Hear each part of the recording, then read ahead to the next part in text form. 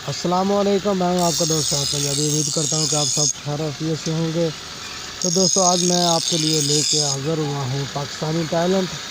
तो देखिए पाकिस्तानी टैलेंट कैसा है कि जी ये साइकिल है जिस पे 2 चक्के लगे हैं और उस पर एक पटा लगा है जिसकी मदद से इसको चलाया जा रहा है और इस पर छुरियाँ टोके तेज दिए जा रहे हैं, ये आप देख सकते हैं।